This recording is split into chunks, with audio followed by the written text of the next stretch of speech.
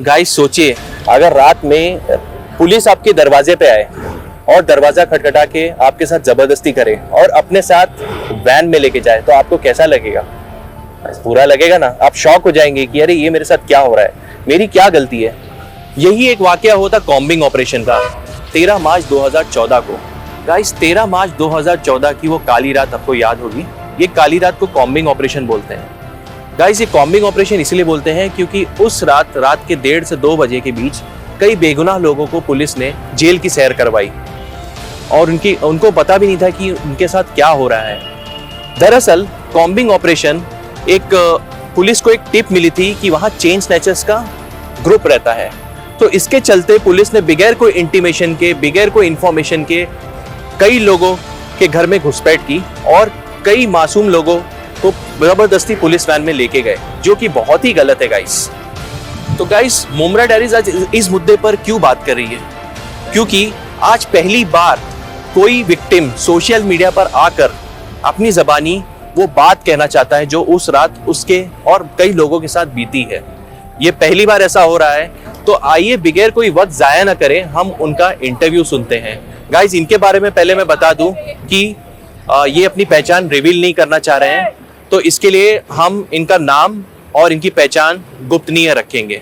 तो आइए उनकी ज़बानी सुनते हैं उस रात क्या हुआ था। आप बता सकते हैं कि कॉम्बिंग ऑपरेशन क्या है और उस रात ऐसा क्या हुआ कि मतलब आप लोग इतना परेशान हुए? मतलब हमारे दर्शकों को बताइए खुल के। अस्सलाम वालेकुम। वालेकुम अस्सलाम। 13 मार्च 2014 था जी जी। और समथिंग 1:30 के 2 के बीच में कुछ था। मैं बस सोने की तैयारी चल रही थी घर में, क्योंकि जॉब से लेट आते हैं, ट्रेन का मसला, तो उसकी वजह से थोड़ा लेट हो जाता है सोने। अचानक पुलिस की सायरन की आवाज़ आने लगी, क्योंकि हम रशीद कंपाउंड एरिया में रहते हैं, तो वहाँ पर पुलिस का सायरन तो एक ऐसा है कि कॉमन हो जाता है वो टाइम पर। तो हम बोले कोई नहीं, ठीक है। पर अचानक से हमारी बिल्डिंग में धाड़ धाड़ धुड़ धुड़ ठोकने की आवाज़, औरतों की चिल्ला पुकार की आवाज़, बच्चे रोना, तो हम भी घबरा गए कि भाई क्या हो रहा है। अचानक से हमारे भी दरवाजे पे धड़ धड़ धड़ धड़ आवाज़ आने लगी। मम्मी घबरा गई, मेरा छोटा भाई घबरा गया और मैं खुद जस्ट यानी जॉब से आया, तो मैं भी ताज्जुब में कि करना क्या है। अब जोर से ठोकने लगे तो अम्मी तो मना कर रही थी कि बेटा रुक, पता नहीं कौन है, पर मैं बोला नहीं अम्मी देख लेते कौन है। जैसी कड़ी खोला तो धक्का देकर धड़ सब 3 4 5 6 जन घुस गए अंदर। घर में घुसते ही इधर उथल पुथल, बाथरूम डब्बा डुब्बा, पता नहीं किसे ढूंढ रहे थे, क्या चेक कर रहे थे, पर मुझे ऐसा लगा कि उनको लग रहा है कि हम टेररिस्ट है। हम रशीद कंपाउंड में रहते हैं तो हम टेररिस्ट है, हम मुसलमान हैं तो हम टेररिस्ट है। अच्छा, पूछा भी नहीं, ऐसे ही घुस गए? बस घुस गए तो इधर उधर उथल पुथल होने लगी। फिर अचानक से मेरी बनियान खींचकर मुझे नीचे लेके जाने लगे। तो सर मैं क्या हुआ है सर, मैंने क्या किया हो मुझे बताइए। तो नहीं बस चल खींच के लेके जाने लगे। मतलब सर थोड़ी देर के लिए मुझे टी शर्ट 2 मिनट दो, मैं टी शर्ट पहन लेता हूँ। पर उनने टाइम कुछ दिया नहीं, खींच कर वैन तक लेके चले गए। ऐसे 100-150 लोग थे, उसमें कुछ स्टूडेंट्स थे जिनके पेपर 10th के पेपर थे। उनने रिक्वेस्ट की, अपने हॉल टिकट्स दिखाए, तब जाके उन लोगों को छोड़ दिया और हमें डब्बे में डालकर पुलिस स्टेशन लेकर आ गए।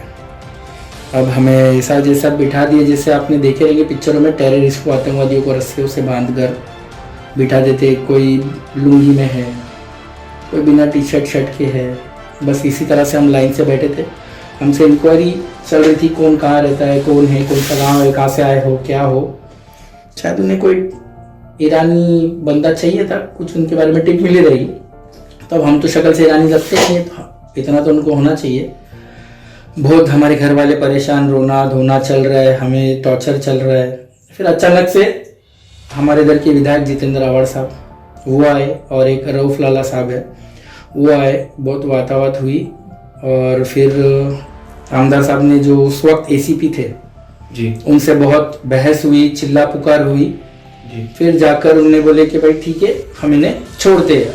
अब ऐसे टाइम पे छोड़ रहे जहाँ ऑटो नहीं, कितना बजा था? कुछ नहीं, कुछ समथिंग 4 के आसपास, 4 बज गए थे। हाँ। अरे अब उस वक्त छोड़ रहे, हमें ऑटो नहीं मिलेगी, कुछ नहीं। और जिस तरह से लेकर गए थे, अगर हम चले भी जाते तो लोगों का इंटेंशन हमारे तरफ, हमारे को देखने का नजरिया बदल जाता सही बात। कि भाई ये शायद क्रिमिनल होगा, पैसे वैसे दे के खिला पिला के आ गया है। हाँ हाँ हाँ। पर उस वक्त अवार्ड साहब ने उनसे बहुत झगड़ा भी किया और चिल्ला कर बोले जिस तरह से लेकर गए इनको उसी तरह से वापस छोड़कर आओ, वही वैन में। अच्छा। फिर हमें वो वैन में वापस लेकर जाके छोड़े। बस उस दिन से अल्लाह, हम तो पुलिस स्टेशन की सीढ़ी भी नहीं चढ़ते, कोसों दूर रहते पुलिसों से। तो उस दिन से आपके दिल में पुलिस का डर बैठ गया है? बहुत खौफ डर हो गया है कि हम तो लाइन के हैं नहीं ना भाई, हम काम जॉब हमारा अगर वो तो चलो आपने रिक्वेस्ट की है कि आपका नाम और आपका आइडेंटिटी छुपाएंगे हम, इसके लिए मैं ये इंटरव्यू भी देने हैं। हमने कुछ सालों के बाद रशीद कंपाउंड यानी वो एरिया ही छोड़ दिया रहने के लिए। अच्छा अच्छा। अभी आप मुमरा में ही रहते हैं पर वो छोड़ दिए। हाँ सही बात है कि वो को फिर कभी कोई ईरानी के चक्कर में हम नहीं बलि चढ़ जाए। हाँ सही बात है। तो अभी आप ये बताइए कि उस दिन के बाद से आपके साथ ऐसा कुछ हुआ या ऐसी काली रात आई जैसे आप बोल रहे हैं? नहीं अल्हम्दुलिल्लाह उसके बाद तो ऐसी नौबत ही नहीं आई। तुरंत कुछ 6-8 महीने बाद हमने वहाँ से घर ही छोड़ दिए, हम सेफ एंड साउंड आ गए। तो अब अपना जॉब, अपने घर, फैमिली, अब तो शादी वादी हो गई है तो किसी से लेना देना नहीं है। क्या बात है, क्या बात है। पुलिस वाले लोग ने उसके बाद पूछताछ परेशान नहीं किया? नहीं कुछ नहीं किए अल्हम्दुलिल्लाह। हमारे आवाज साहब की वजह से कोई तो था जो मुसलमान के लिए उस वक्त खड़ा था, आवाज उठा रहा था, लड़ रहा था, तो हमें वो देखकर अच्छा लगा। बस उसके बाद से तो शायद अभी पुलिस ने हमको कभी तकलीफ कर ही नहीं। उस दिन के बाद से आपका मुमरा पर क्या नजरिया है? ऐसा इंसिडेंट अभी भी होता है मुमरा में?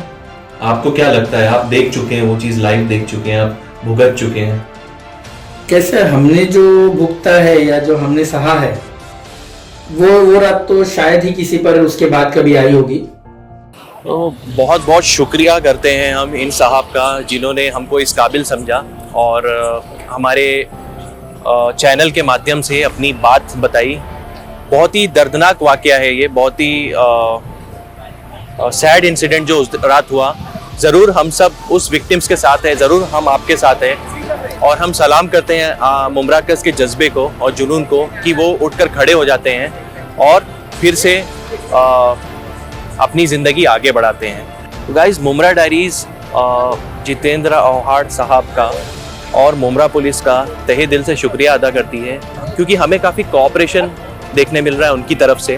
पहले के मुमरा और अभी के मुमरा में काफ़ी डेवलपमेंट देखने मिल रहा है, तो आप सबका शुक्रगुजार हैं। अगर आपको हमारा ये वीडियो अच्छा लगा हो तो प्लीज़ हमारे वीडियो को ज़्यादा से ज़्यादा शेयर करें, हमारे यूट्यूब चैनल को सब्सक्राइब करें, हमारे मुमरा डायरीज़ के इंस्टाग्राम पेज को ज़रूर से ज़रूर फॉलो करें और गाइस अपनी राय कमेंट में ज़रूर बताएं। बहुत बहुत शुक्रिया आप सबका।